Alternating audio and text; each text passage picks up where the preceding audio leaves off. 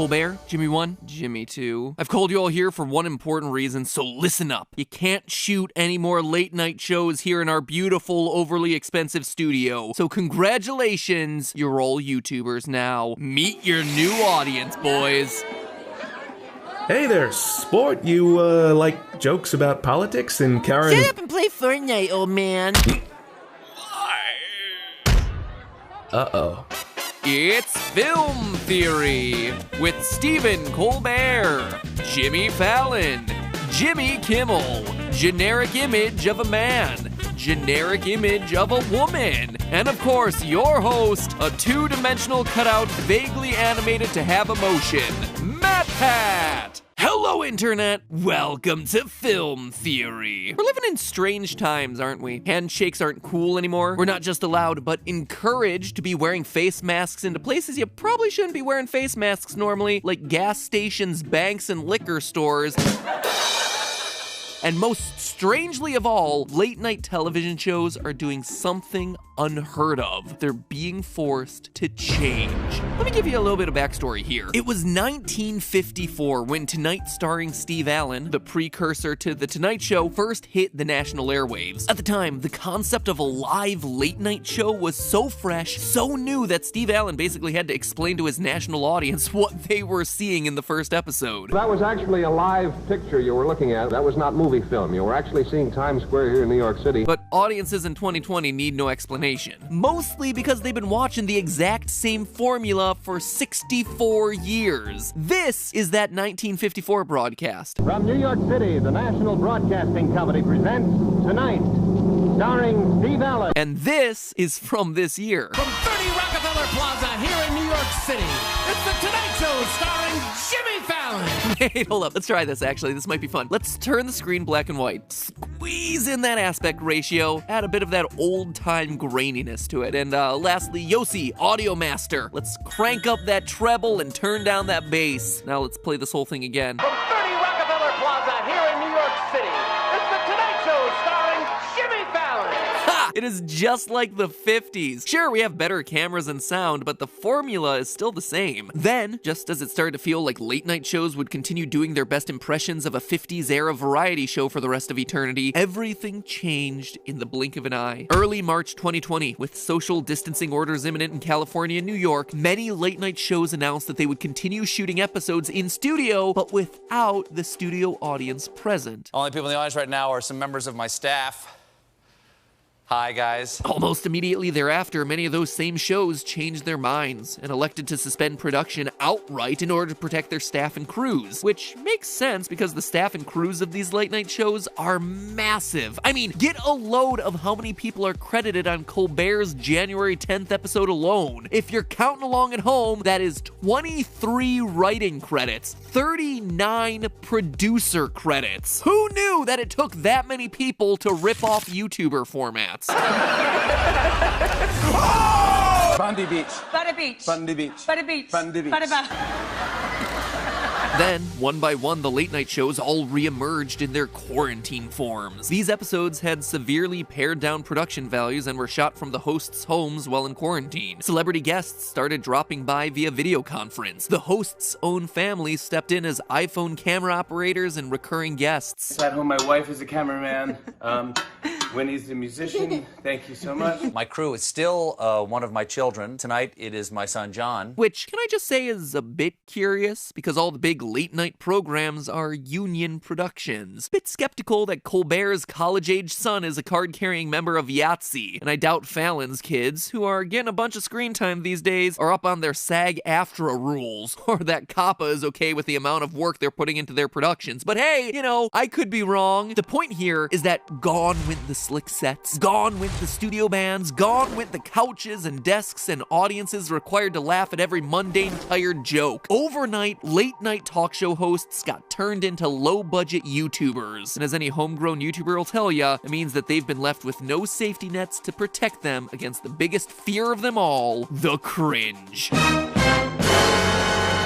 Boy, has there been a lot of cringe. So today, as a homespun YouTuber myself, I'm analyzing their performance. Which late night celebrity turned out to be the best YouTuber? What lessons did they need to learn while working out of their at-home studios? And what does all of this mean for the future of late night programming? Outside of me never getting invited onto one of these shows ever, because everyone's gonna be bitter at me about this episode. Sorry, not sorry. Before we dive in, a little housekeeping up front. There are a whole lot of late night shows out there, so I'm gonna have to limit today's conversation to the following list: Jimmy Kimmel, Stephen Colbert, James Corden, Jimmy Fallon, Seth Meyers, Conan O'Brien, and Trevor Noah. We're only gonna look at major US late night shows that have transitioned to doing quarantine version episodes of their show from home multiple times per week. So if a show isn't producing new episodes at the moment, or only did one episode a week to begin with, well, then they're not part of today's discussion. So with all that out of the way, I've taken the liberty of pouring through hours and hours of these new low-budget quarantine version episodes, and here's what your friendly neighborhood YouTube coach MatPat is seeing across the board. First off, I am seeing some really unflattering camera angles there, people. You are professionals. You are adults. You are trained in this industry. We're trying to decrease the number of chins, not increase them, people. So let's get that camera eye level or higher. Kimmel, Conan, what are you doing? We understand that you don't have wardrobe, makeup, or hair departments at the moment. Nobody is faulting you for that, but you can absolutely get your camera up at eye level. Points off for both of you, gentlemen. Next up, let's talk delivery. There's something to be said for sticking with what you do best, but then again, when you actually see some of these late night hosts delivering jokes the exact same way that they do to a live studio audience, well, that's when the cringe really starts to set in. You're talking to a camera, not a theater filled with live bodies who are forced to react to everything that you say. Seth Meyers is especially guilty of holding for laughs when there's no studio audience present. The Treasury Department has ordered that President Trump's name will be printed on relief checks, which would be the first time he's ever put his name on something helpful. Man, there are no laughs coming, my friend. Everyone is always eager to make fun of how frenetic YouTubers are with their smash cuts every few seconds, but there's a reason for that. The internet runs at a mile a minute, and pauses in this universe are used to show that something is awkward, not that something is funny. You let it sit and hang because it's uncomfortable. Memes, graphics, sound effects. These are the things that punctuate jokes and serve as transitions, filling the gaps in where a laugh track would normally be. Granted, delivering a joke to an empty room isn't ideal. I know that as well as anybody. But when you're delivering jokes out of your poorly lit living room, the presentation of your jokes kinda needs to match your surroundings. Points to Jimmy Kimmel for actually recognizing this thing and adjusting accordingly. Back in mid-March, Kimmel was doing mini-logs, basically the exact kind of stand-up jokes that you'd see in a fully produced show in studio, and he was doing it seated at his desk. Here's something I learned. Did you know that you can make coffee at home for yourself? I even spelled my name right on the cup. I'm not saying that it's a bad joke. I'm saying that it's written and delivered in a way that doesn't match the medium it's being delivered through. When you see someone face to the camera vlogging to a lens in an unlit YouTube video, there's a certain expectation that the audience has, whether they can articulate it or not, that you're about to do something raw. You're about to go off script, something conversational and unpolished as opposed to fully scripted and crafted. And it seems like Kimmel and his team did eventually get the memo, because come April, he was back to delivering his monologue on his feet, on a homemade set with production values slightly more aligned with his more polished jokes. TLDR, when the camera's not angled up Kimmel's nostrils, everyone wins. The long and short of it is that the medium and the message have to align. Are you doing an up-close handheld vlog-style video? Well, then you have to make it raw, unpolished, a bit more off the cuff. Do you need to stay on script? Well, in that case, have it be a bit more polished and presentational. Stand up, find a nice backdrop that serves as a sort of set. You know who's crushing it right now? Someone who is never a late night host. John Krasinski and his show Some Good News, which takes the homespun appeal and fuses it with the polish of a more scripted format. So I gotta give the W of this episode.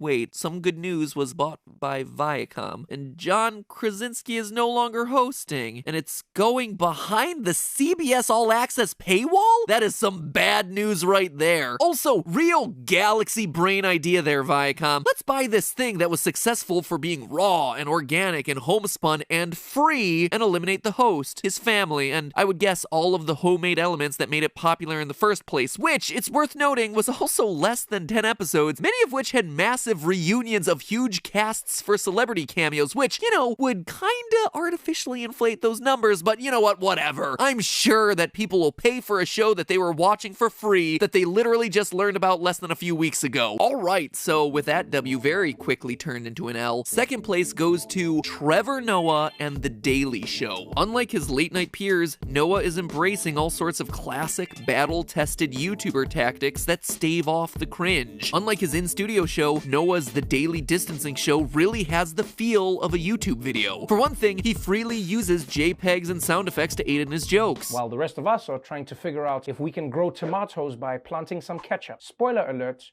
you can. In fact, The Daily Distancing Show applies all sorts of YouTube-style editing tricks to inject energy. We're talking jump cuts, pushing into tighter angles, doing conversations with yourself as different characters. People even do it with jokes. Oh my god, Nigerians are funny. Indians do that all the time. This is the kind of stuff that top YouTubers pioneered on the platform over a decade ago. First year of being single.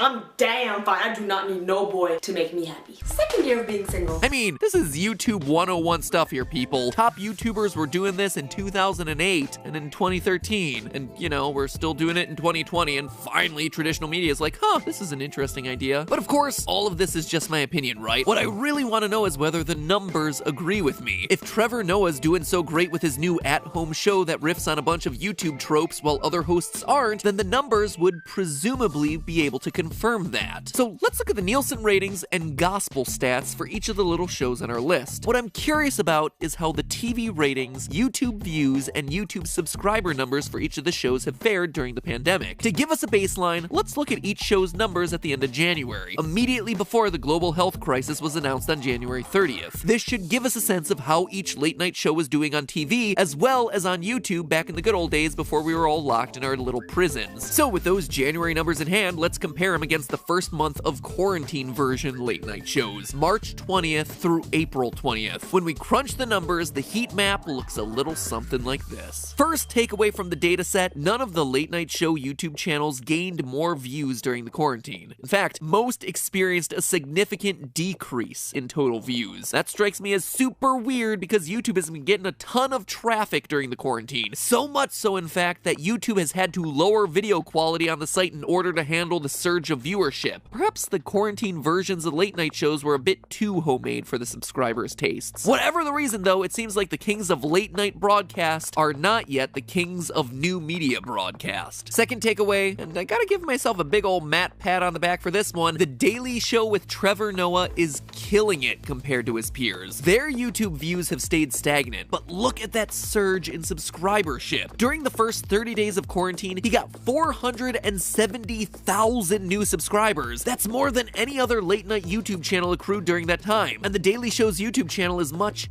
smaller than some of the other late night channels out there. What's more, The Daily Show with Trevor Noah is gaining more subscribers per month in quarantine than they were in January. So no matter how you slice it, the YouTube viewers are subscribing to The Daily Show like they never have before. Most likely because it's the only one of these shows that's actually speaking in the language of YouTube. But of course, that's just YouTube. Surely a show like that wouldn't resonate with broadcast audiences on the TV, right? Wrong. Believe it or not, The Daily Distancing Show saw such a spike in broadcast viewership that the show's total viewers season average jumped 28% in under 3 months. That's right, by shooting a low-budget version of the show at home, Trevor Noah and his team have actually improved their television ratings dramatically. Conversely, take a look at the subscription column of our handy heat map. Fallon, Corden, Colbert. Not only were these shows unable to maintain their subscribership rates, they saw a drop in subscribers during a remarkably high traffic period of time in YouTube history. On the television side, their numbers either didn't fluctuate at all, or they only saw incremental increases. Nothing compared to what the Trevor Noah show is doing. So the question becomes, what does all of this mean? Why is any of this important? I mean, if a late night host like Trevor Noah can make the show out of his living room and actually gain ground on his late night peers not only on YouTube, but in broadcast as well, maybe there are some lessons here that late night shows can take to heart. What might those lessons be? Well, I got some theories. Theory 1, guests won't physically physically come into the studio as often. When the late night shows did away with in-studio celebrity guests for a month, their broadcast ratings weren't hurt. So maybe it's time to re-examine whether contemporary audiences need or expect their celebrity guests to actually be in studio. Other industries are figuring out that telecommuting can work. Why not late night? Theory number 2, late night shows will see their budgets start to shrink. Networks love saving money. In fact, a big reason why The Tonight Show starring Jimmy Fallon moved to New York after Jay Leno retired was because the show could save $20 million